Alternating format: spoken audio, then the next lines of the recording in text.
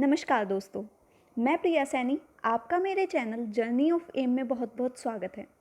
दोस्तों, आज की जो मेरी वीडियो है वो हमारे कॉन्स्टिट्यूशन के एक इम्पॉर्टेंट पार्ट जिसे अनुसूची कहा जाता है उस पर बनाई गई है। ये जो अनुसूचियाँ हैं, यहाँ से काफ़ी ज़्यादा क्वेश्चन एग्ज़ाम में पूछे जाते हैं, जो कि हमारे एग्ज़ाम के पर्पज़ से मोस्ट इम्पॉर्टेंट है, क्योंकि जो हमारा कॉन्स्टिट्यूशन है वो भी हमारे सिलेबस का एक हिस्सा है। तो यहाँ से बहुत सारे क्वेश्चन पूछे जाते हैं और मुझे उम्मीद है दोस्तों कि आपको ये वीडियो पसंद आएगी। आप क्या करते हैं, अनुसूचियों को रटने की ज़रूरत पड़ती है, लेकिन मैं उम्मीद रखती हूँ कि अगर आप ये वीडियो देखेंगे तो मैं आपके माइंड में एक ऐसा सेटअप बनाऊँगी जिससे आपको रिवाइज़ करने की ज़रूरत पड़ेगी, आगे याद करने की ज़रूरत नहीं पड़ेगी।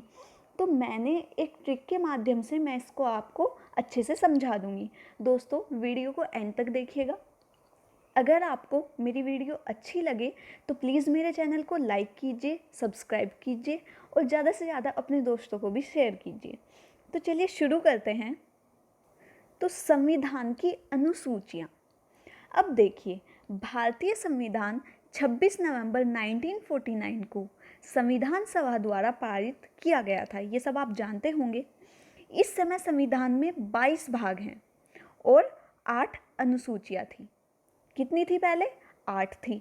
संवैधानिक संशोधनों के बाद वर्तमान में कितनी अनुसूचियाँ हैं?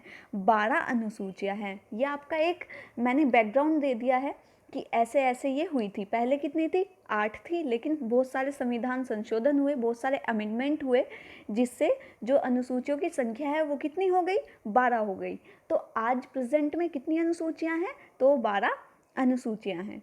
तो चलिए, अब अनुसूची टर्म आ रहा है, तो अनुसूची का मतलब क्या है, अनुसूची होती क्या है? तो दोस्तों, संविधान में निहित अनुच्छेद की व्याख्या बताती हैं। देखिए, हम संविधान में अलग अलग आर्टिकल्स पढ़ते हैं। आर्टिकल्स कितने हैं? 395 आर्टिकल हैं, ठीक है, इन्हें हम पढ़ते हैं। तो जो इनकी व्याख्या करती है कि इसके अंदर क्या क्या है, हमारे कॉन्स्टिट्यूशन के अंदर क्या क्या है। मान लीजिए एक इंडेक्स के तौर पे अनुसूची हमारा काम करती है। कोई भी आप बुक पढ़ते हैं उससे पहले इंडेक्स देखते हैं, तो उसी की तरह जो इंडेक्स है हमारे कॉन्स्टिट्यूशन का, वो हमने अनुसूची को मान लिया है। ये सब मैं आपको समझाने के लिए बता रही हूँ, ठीक है। तो उन अनुच्छेदों की व्याख्या करती है। अनुच्छेद मीन्स आर्टिकल्स होते हैं, ठीक है। तो आर्टिकल्स भी हम आगे पढ़ेंगे। चलिए, वर्तमान अनुच्छेद 395 के नीचे लिखा हुआ है, आप देख सकते हैं। नोट के तौर पे एक इम्पॉर्टेंट चीज़ लिखी हुई है, यहाँ से क्वेश्चन आता है। संविधान संशोधन अधिनियम 1992 के अंतर्गत 73 और 74 संशोधन द्वारा 11वीं और 12वीं अनुसूची को संविधान में जोड़ा गया था। ये जब मैं 11वीं और 12वीं अनुसूची आपको आगे पढ़ाऊंगी तो आप ये समझ जाएंगे कि ये क्या है, संविधान संशोधन है क्या। तो चलिए शुरू करते हैं। भारतीय संविधान की अनुसूचियाँ। तो दोस्तों देखिए, जो हमारी पहली अनुसूची है, तो पहली अनुसूची में क्या दर्शाया गया है?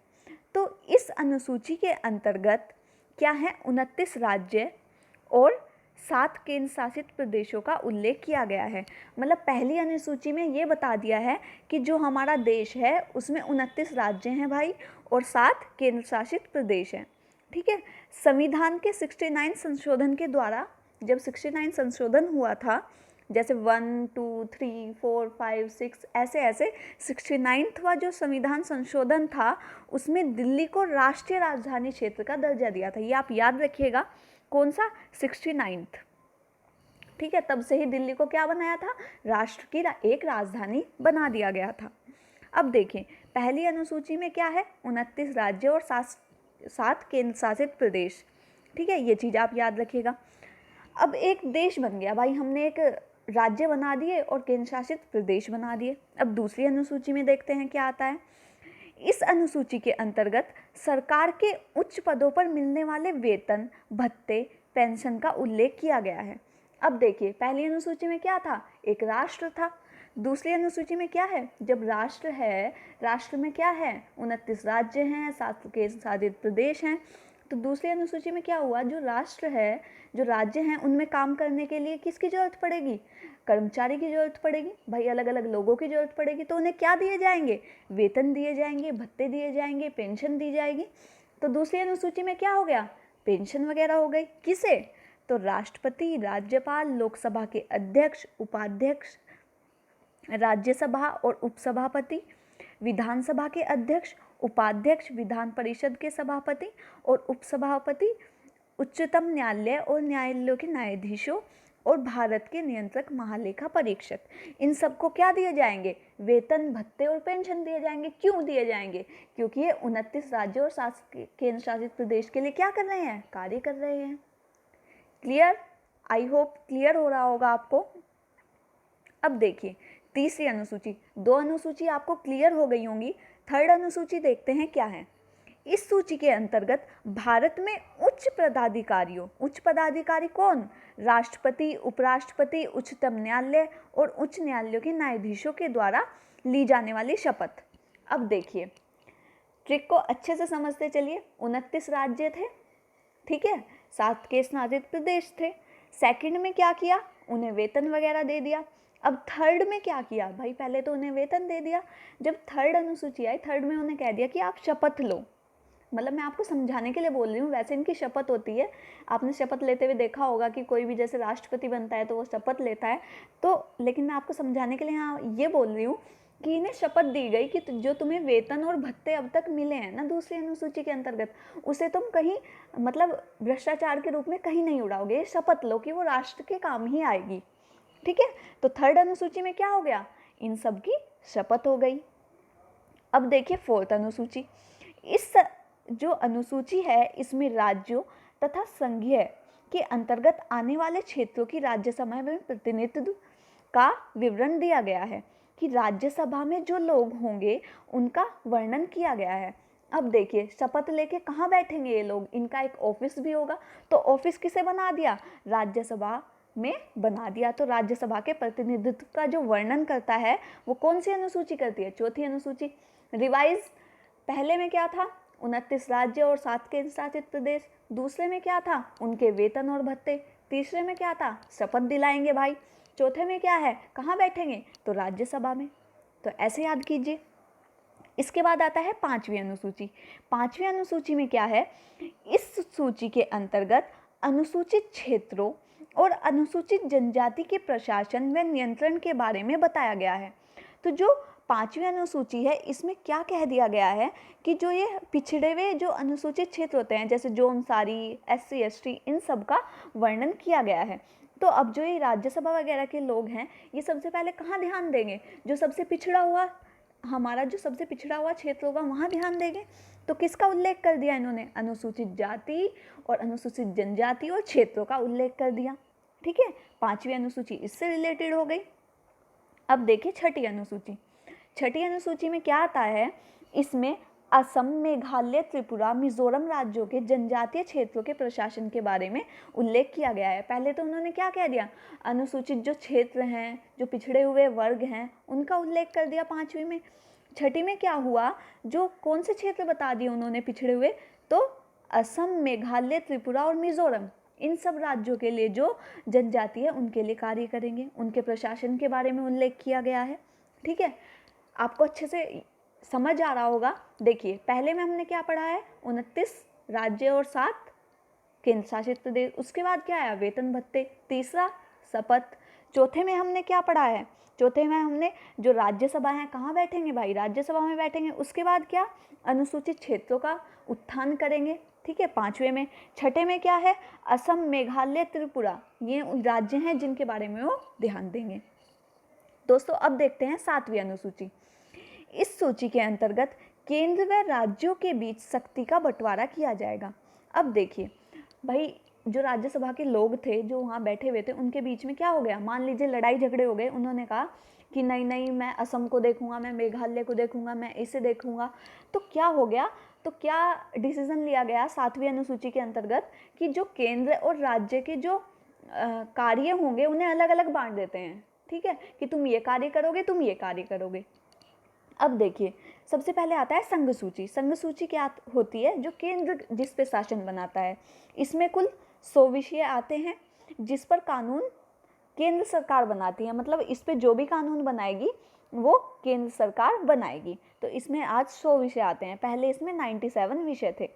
ठीक है, तो केंद्र सरकार इस पर सारे कानून बनाती है। अब जो 97 विषय थे इस पे, उनमें 3 और बढ़ा दिए हैं कि इस पे भी केंद्र सरकार ही बनाएगी। इसके बाद आता है राज्य सूची।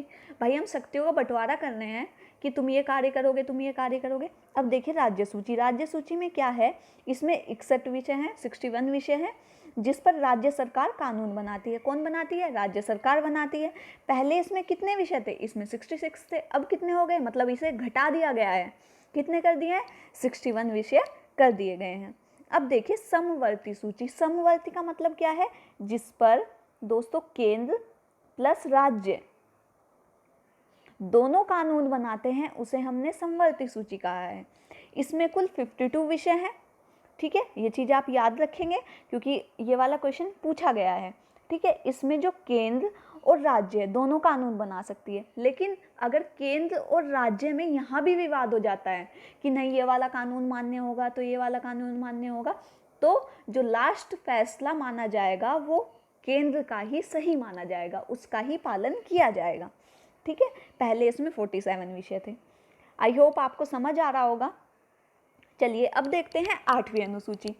इस अनुसूची के अनुसार भारतीय संविधान द्वारा 22 भाषाओं को मान्यता प्राप्त कर दी गई है। अब देखिए उन्हें क्या कर दिया, उनका क्राइटेरिया था वो भी बांट दिया कि तुम ये कार्य करोगे, ये कार्य करोगे, ये कार्य करोगे। अब क्या कर दिया, उनकी भाषाएं कि भाषा कौन सी यूज़ करेंगे, तो भाई उनकी 22 भाषाओं को मान्यता दे दी, क्योंकि लोग अलग अलग क्षेत्रों से आ रहे थे। ऐसे आप याद रख सकते हैं भाई, हर किसी को हिंदी नहीं आती होगी, हर किसी को इंग्लिश नहीं आती होगी, तो 22 भाषाओं को मान्यता दे दी। शुरू में इसमें 14 भाषाएं थी, लेकिन जब लोग बहुत सारे आने लगे तो क्या हो गया, 22 भाषाएं कर दी। परंतु सन 2004 में संविधान संशोधन कर 4 नई भाषाएं जोड़ी गई। 4 नई भाषाएं कौन सी जोड़ी गई? मैथिली, संथाली, डोगरी और बोडो। ये पूछा जाता है, इंपॉर्टेंट क्वेश्चन है। 2004 में जोड़ी गई थी। और 1992 में कोंकणी, मणिपुर और नेपाली जोड़ी गई थी। इसकी आप नमक से ट्रिक याद कर सकते हैं। नमक, न से हो गया आपका नेपाली, म से हो गया मणिपुरी और क से हो गया कोंकणी। 1992 में नमक। ठीक है, इसके बाद आता है दोस्तों 9वीं अनुसूची। 9वीं अनुसूची में क्या है? इस अनुसूची में संपत्ति के अधिग्रहण का उल्लेख किया गया है।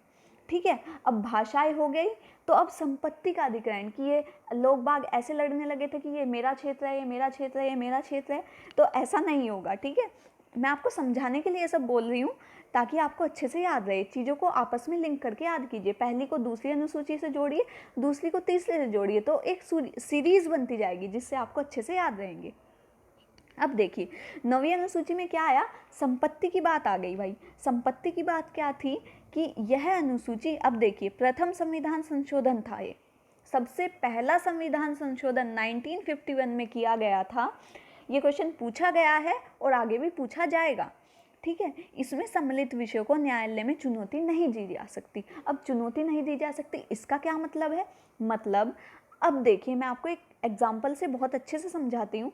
जैसे मेरा कोई प्लॉट पड़ा हुआ है, ठीक है, मैंने कोई प्लॉट खरीदा हुआ है और जो सरकार है उसे एक रोड बनानी है, तो अब ऐसा तो होगा नहीं कि वो रोड बनानी है उसे और मेरे प्लॉट के बीच में को रोड जानी है, लेकिन मैं मना कर दूं कि नहीं मैं अपना प्लॉट नहीं दूंगी। ठीक है, तो इस पे मेरा कोई हक नहीं रहता है। ठीक है, मैं उसे मना नहीं कर सकती हूँ क्योंकि ये क्या है, ये केंद्र सरकार का काम है, ये राष्ट्र हित का काम हो रहा है, तो हम उसे चुनौती नहीं दे सकते, हम उस पर कोई ब्लेम नहीं कर सकते, हम उस पर कोई कानून अपना नहीं लगा सकते, कोई ब्लेम नहीं कर सकते। ठीक है, कोई केस नहीं कर सकते, कहने का मतलब ये है। ठीक है, तो मुझे वो अपना जो प्लॉट है वो सरकार को देना पड़ेगा। हाँ, इतना है कि आपको उसका जो सटीक मुआवजा होगा, जितना पैसा आपका बैठता होगा वो आपको दिया जाएगा। तो ऐसे ही संपत्ति का अधिग्रहण कौन सी अनुसूची में देखा गया है? 9वीं अनुसूची में देखा गया है। ठीक है, आप देखते हैं कि जैसे कहीं भी रोड बनती है तो बहुत सारे खेत वगैरह उसमें चले जाते हैं, तो कोई भी इंसान अपना खेत देने को मना नहीं कर सकता, क्योंकि यह राष्ट्र हित का कार्य है। इस पे हम कोई भी केस नहीं कर सकते, हमें देना ही होगा। ठीक है, आई होप आपको क्लियर हो गया होगा। अब देखिए 10वीं अनुसूची। 10वीं अनुसूची में क्या है दोस्तों, इस अनुसूची के अंतर्गत दल बदल संबंधित कानूनों का उल्लेख है, मतलब पार्टी को चेंज करना। ठीक है, तो इसमें पार्टी को चेंज करने का उल्लेख किया गया है, दल बदल। इसे 52वें संविधान संशोधन अधिनियम 1985 द्वारा जोड़ा गया था।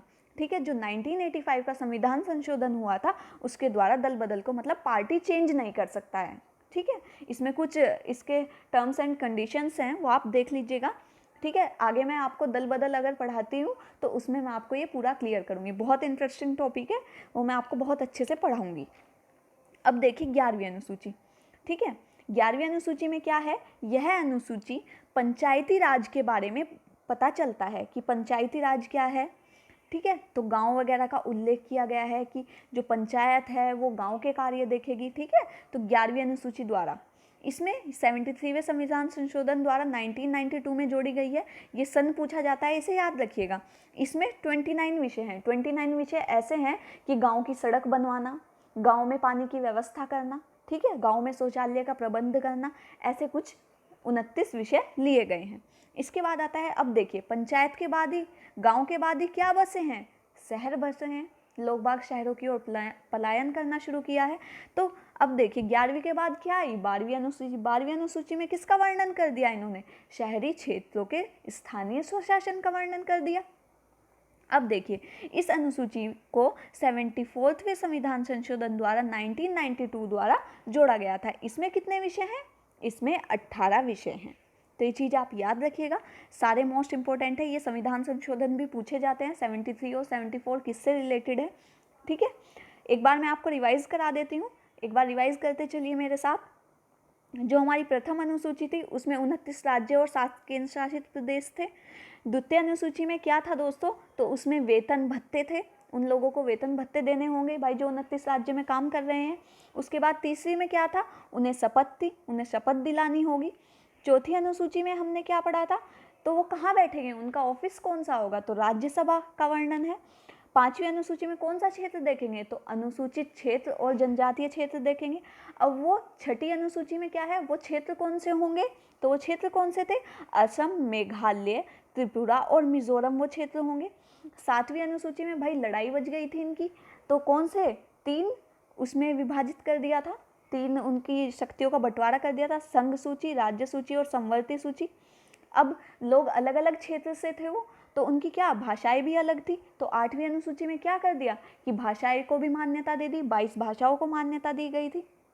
9वीं अनुसूची में क्या हो गया कि वो अपना एरिया नहीं अधिग्रहण कर सकते हैं, तो क्या कर दिया 9वीं अनुसूची में, संपत्ति बता दी कि संपत्ति का अधिग्रहण नहीं कर सकते हैं। उसके बाद क्या हो गया, 10वीं अनुसूची में क्या होगा कि दल बदल नहीं कर सकते हैं, मतलब तुम जैसे किसी के पास ज़्यादा संपत्ति चली गई तो तुम उसके दल के साइड हो गए, ऐसे याद कर लीजिए। ठीक है, तो दल बदल नहीं कर सकते हैं। उसके बाद क्या है, जो 11वीं अनुसूची थी तो किससे रिलेटेड है, गांव वगैरह से। भाई गांव से ही क्या बने हैं, शहर बने हैं, तो 12वीं अनुसूची में क्या आ गया, हमारे शहर आ गए। तो आई होप आपको वीडियो अच्छे से समझ आई होगी दोस्तों। मेरी आपसे बस एक रिक्वेस्ट है कि अगर आपको वीडियो अच्छी लगती है तो प्लीज़ चैनल को सब्सक्राइब कीजिए और साथ में बेल आइकन भी क्लिक कर दीजिए। थैंक यू सो मच, मिलते हैं नई वीडियो के साथ।